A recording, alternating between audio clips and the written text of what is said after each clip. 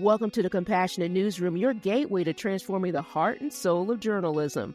I'm your host, Dr. Kortni Alston-Lemon. I'm a former news director and television reporter turned happiness scholar. Now I train news leaders and journalists worldwide, teaching them how to cultivate workplace well-being and resilience with positive psychology.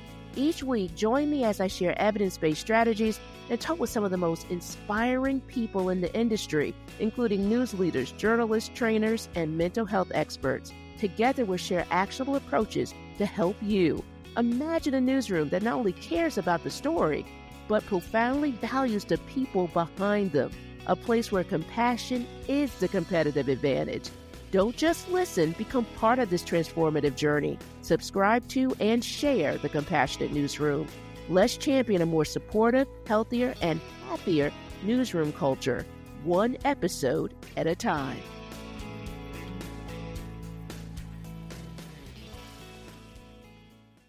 Welcome to the Compassionate Newsroom. I'm Dr. Kortni. I'm super excited to talk about something really important today, and that's applying positive psychology in our workplaces. We're going to dive into how you can create a workplace that boosts the well-being of you and your team.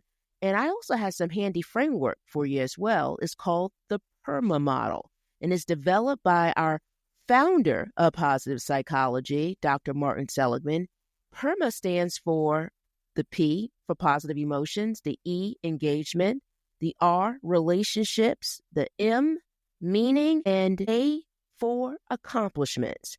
And each piece is really a key in building a positive workplace. So we're going to start with the first one.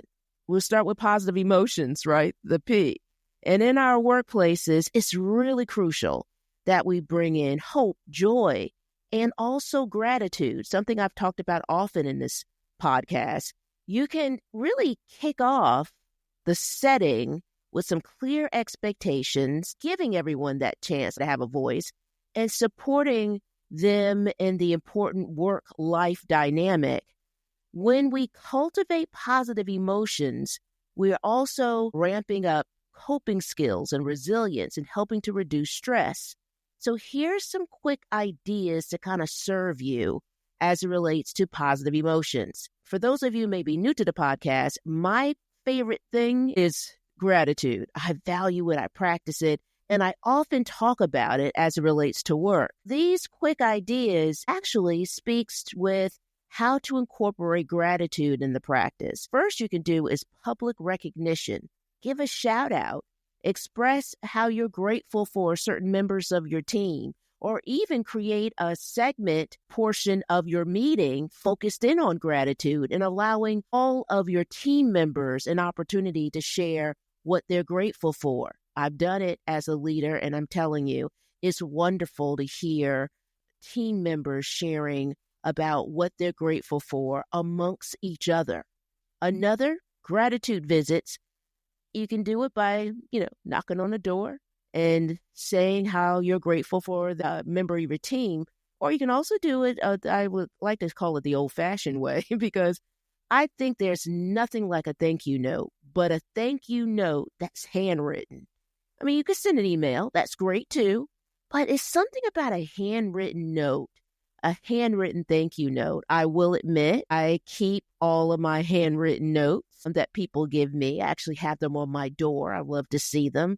So that's another way for you to express gratitude. And the last one I'll share is milestone celebrations, ways to kind of show your appreciation for an employee.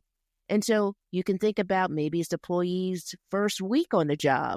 Maybe it's the first year, right? All of it is to really showcase all of these different levels of what you are grateful for and how you are grateful for your team. So you can do that at work. You can also transfer that at home. And in episode 2, I had a great chat with Pointer's Kerwin Spade about his mindfulness routine that includes journaling, because we often think about that as relates to gratitude. But Kerwin shares a practice that is really unique in that episode, and it will give you an opportunity to also hear from another news leader on how they incorporate journaling to help them with their self-care. I'll actually link that episode in the show notes so you can check it out. So now let's talk about the E, which stands for engagement. And we really want to create a space where everyone feels connected and excited about what they're doing. And a great way to do just that is by aligning our work goals with our personal values and interests. You can think about that as it relates to yourself as a leader, but then also as it relates to your team. When people are engaged in tasks, they're truly captivated by that interest. They get to experience that amazing state of flow. You probably heard a lot about that, where you can be completely immersed and you've lost track of time. And so these are things to think about in terms of building engagement. Here's some more tips. Align challenges with skills. So make sure the tasks of your employees really match with their strengths, So think about that, but also think about challenging them to engage, but not so to the point where they feel overwhelmed. And those passion projects, it lets employees work on projects that are really important to them, that spark their interest. This is a way of building engagement. Another thing to think about as it relates to you building engagement for your employees is also think about what puts you in a state of flow. What is something that you do in regards to helping you with levels of flow? It could be going to a place. It could be a specific task. What does that look like for you? So one of the things I love about PERMA, it allows us to think about ourselves individually, because I often share with news leaders, it starts with you. What I love also about PERMA, it allows us to reflect on our team. So all of these different elements that I'm sharing can be leveraged individually and truly leveraged as a collective. Now let's dive into the R portion, which is all about relationships. And it's all about building those strong connections with peers, managers, leaders, all the different individuals that make up your team. And when we prioritize open communication and create meeting spaces where everyone can interact freely, we are nurturing teamwork. Plus, recognizing partnerships and collaboration really helps foster a supportive atmosphere.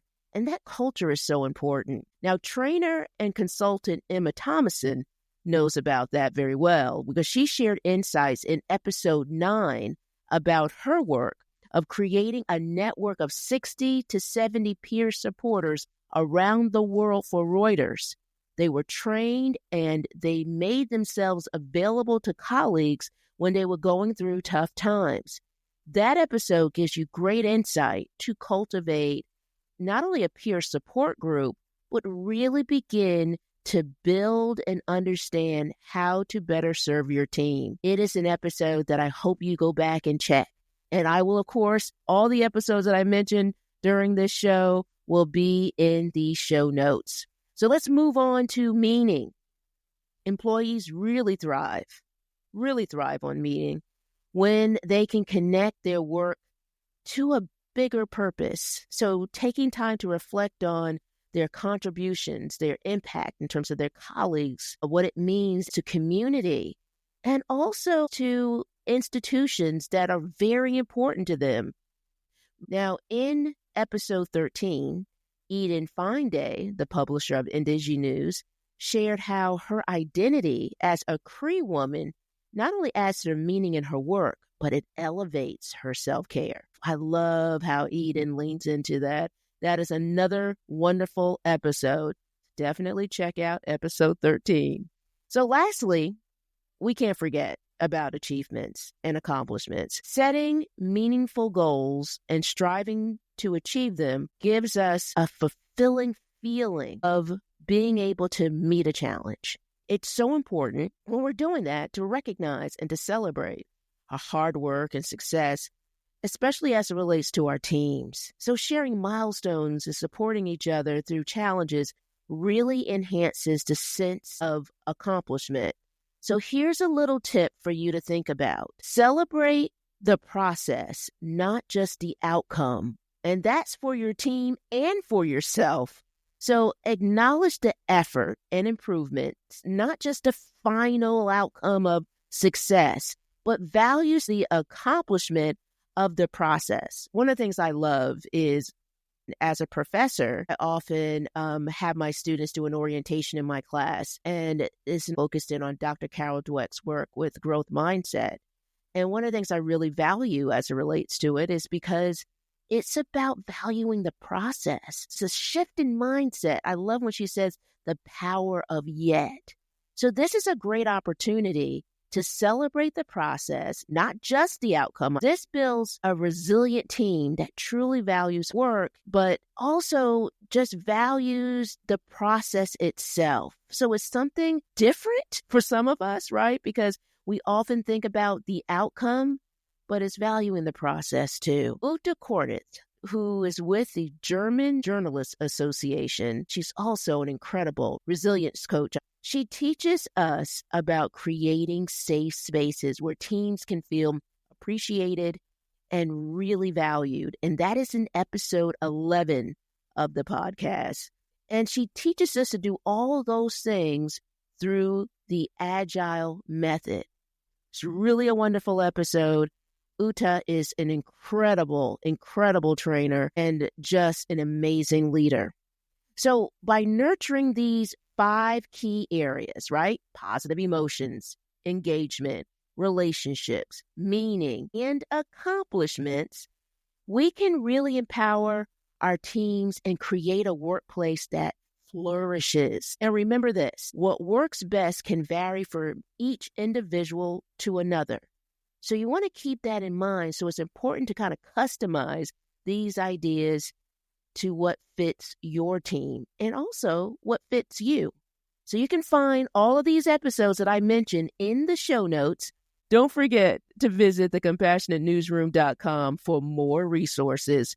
Now, that's a wrap for today's episode of The Compassionate Newsroom. I hope you found these tips helpful for bringing positive psychology into your workplace. If you also see it's a value, share it with a friend, a colleague, so they'll know too. Thanks for tuning in, and I'll see you next time. Thanks for tuning in to the Compassionate Newsroom podcast. Together we can transform workplace well-being in news. If you found value in today's episode, please share it with a colleague to help foster a supportive environment in the industry. And don't forget to subscribe and also visit our website for more resources at thecompassionatenewsroom.com.